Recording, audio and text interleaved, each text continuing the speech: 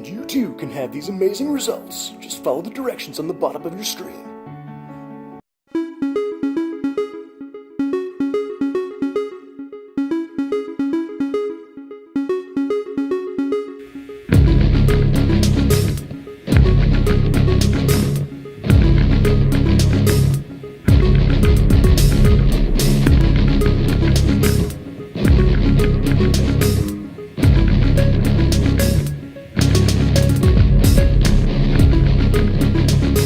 I was cleaning up the bottom of the frame rails and I used the flat disc and I ended up scrubbing off my marks. So I had to flip it back over, remeasure, remark everything. That set me back quite a bit. But now I'm going to come in here, I'm going to measure these get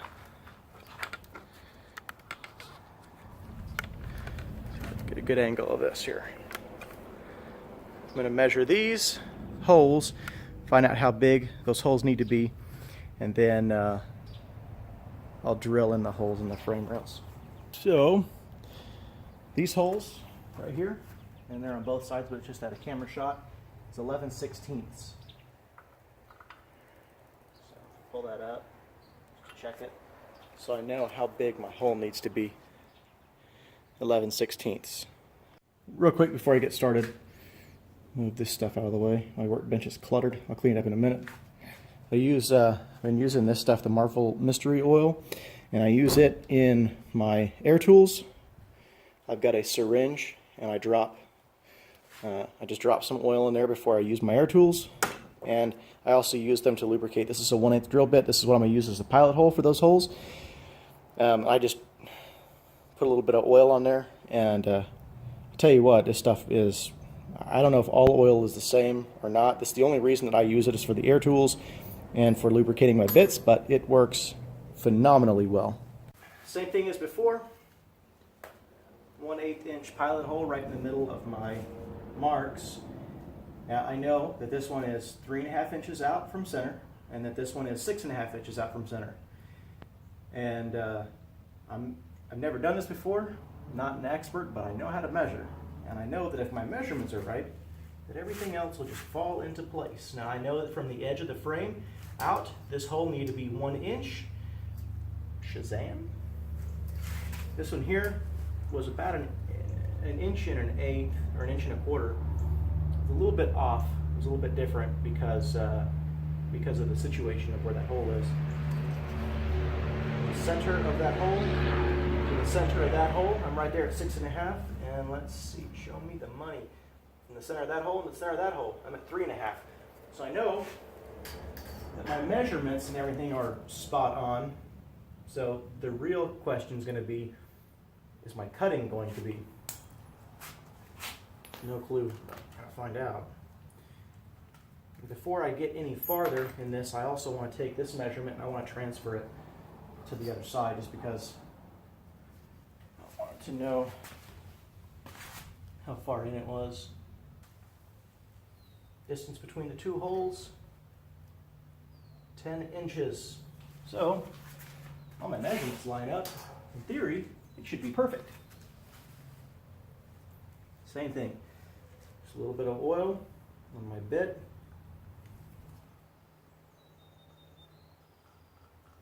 Just a basic syringe. You can pick it up on the corner of any street. Number 11/16 is where I'm taking this to.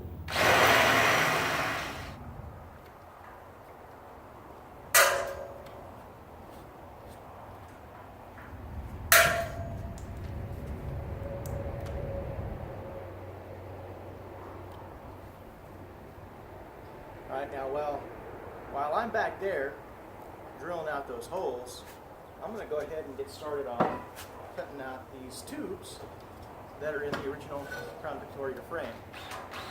So I'm not here by myself. I guess I split the job like this.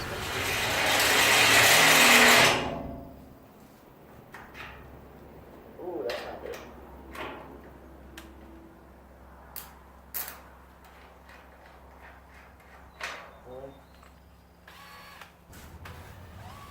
Swear that's never happened before. Get these frame tubes cut out. They're not held in by very much. Just a little cut along the top, and they'll come right out.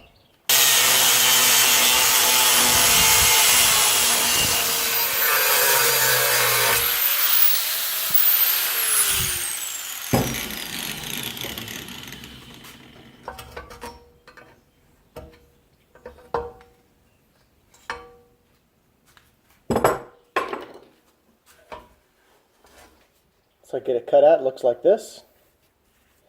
It's got this piece of the frame up along the top. And I cut it out, clean it up. Looks like this. So it slides right in. You know, if I had to choose one thing that I didn't like about this whole thing, is that the whole front end, all these parts are metric on it, which I don't care about. Metric, standard, whatever, it doesn't matter. Really, if you want to get super technical about it, metric's easier.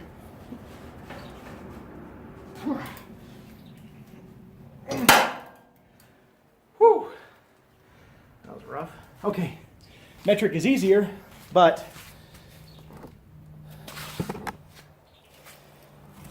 it means that because the rest of the truck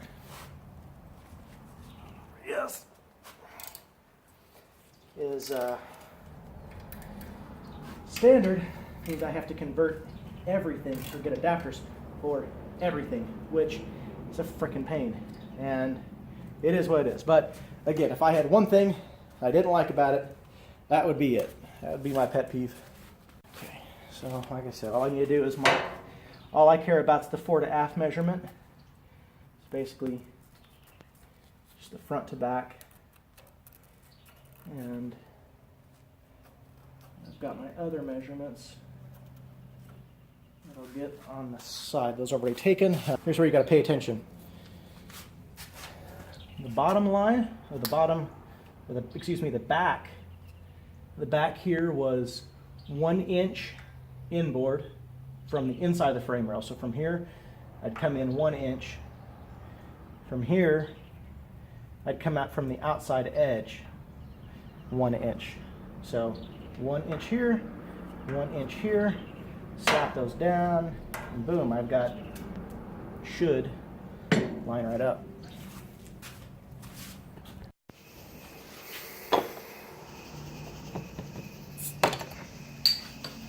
Alright, I've been working well into the night. I'm still working on this dang thing. I just got my little chair set up here. I'm sitting down. I had to step away from it for a little while. It was not working. I was cutting, and I couldn't get through this. I couldn't get these holes big enough with this step bit. It just was not working for me. So, set up in the drill press. I put it up on the slowest speed possible. And completely unorthodox way of using this, but it is actually working. So,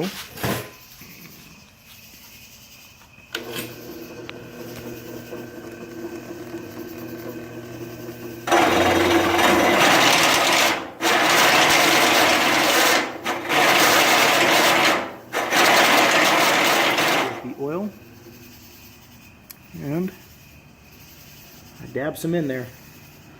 I'm not playing around anymore. I've been working on this for a very long time. 2.5 hours. That's how long it took to get that hole cut. That's the only one that I got cut, but it's ready for the sleeve to shoot down in there. So I picked up a hole saw. This is a bimetal 1.25 inch hole saw. It's designed for metal. I only need to cut 3 more holes, so if it dies after that, I don't care. Because I'd already cut the pilot hole too big, what I did was I put a block of wood up underneath it. I set my pilot hole down. I got this little hold down here. And I come down, and and then I'll just get that. There we go. And now I'm in. So that helps center my hole. I have no idea if this is going to work yet.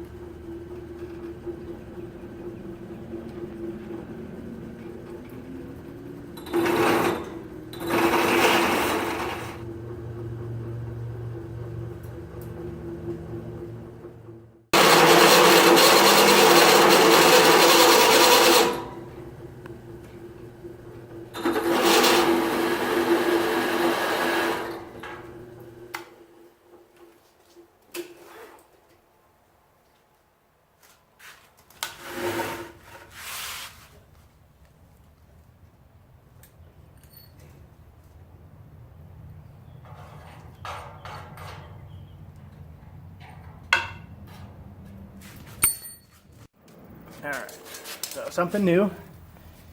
The other one walked on me a little bit, not enough to matter. I can fix it, but what I did was I took a piece of plate, drilled my pilot in it. Now I can stick that underneath here, and I can use that as a guide for my drill.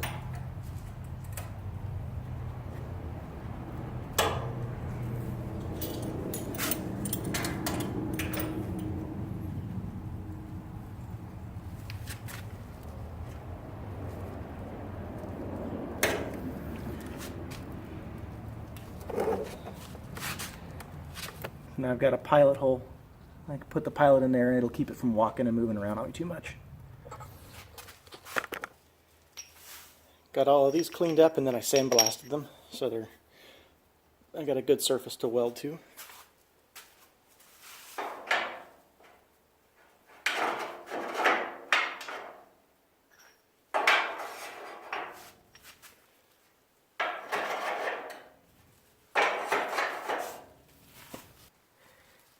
And then I'm going to take the bolts and run them up through the top because these are threaded. That'll hold these down so I can tack them in. Okay, these all bolted up, ran the bolts in through the bottom because it's threaded up here on the top. I index these so they all look nice. And I'll go ahead and put a weld in on there and a weld down.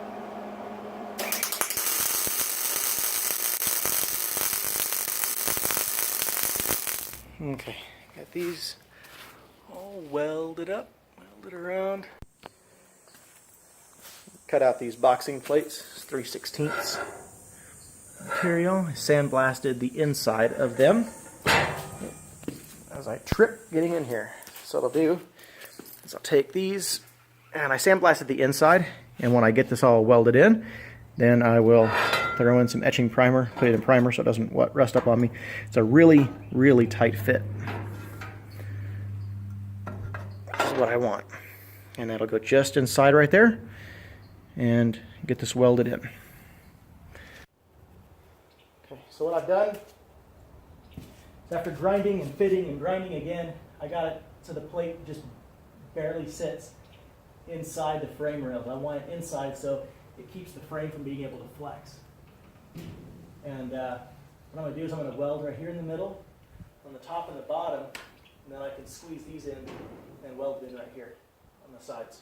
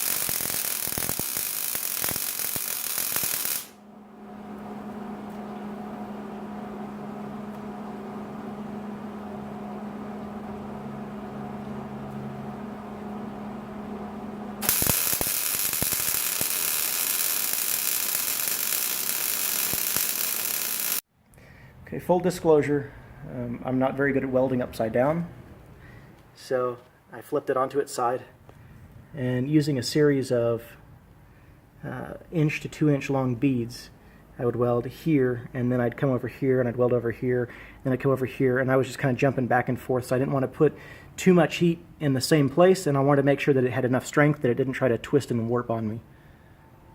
So the front, or excuse me, the top is completely tacked down. And then all of these, and the welds aren't bad, it just looks dirty, but it's actually looks nice. But I'm going to grind all this down, round it over, so whenever I paint it, it'll look really nice.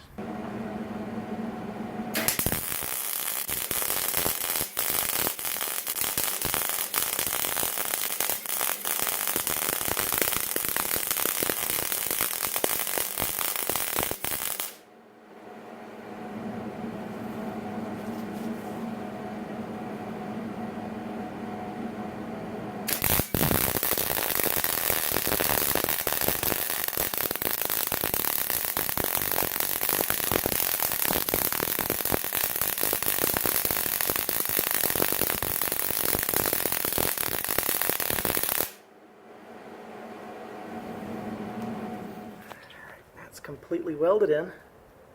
And just different beads. It's a 110 welder, so the duty cycle is not very impressive. So it cannot do all of this in one pass, which is just the same anyway. I wouldn't want to put that much heat into the frame at one time. But there it is. Now I got a lot of grinding and cleanup work to do. All right. As you can see, I got the one on. I don't have the other one on yet. The video's getting long. It's taken me a long time to film it. I've been working and, well, it's been busy, so I haven't had time to be out here as much as I wanted to be. I went ahead and threw some etching primer on it. Mainly on the inside, because I didn't want those tubes and all the fresh metal on the inside to start being able to rust on me, where I'm not going to be able to get to it. So, there she is. Very happy with the way that it looks. And, in case you're wondering, the front end does still fit. Falls right into place. And once I get this other side boxed in, then I'll take this out. This is the other plate that I've got. Sandblasted on the inside. This tape line right here represents the front edge of that corner right there, so they're spaced evenly with each other. Alright, that's where I'm going to leave it. Appreciate you guys watching.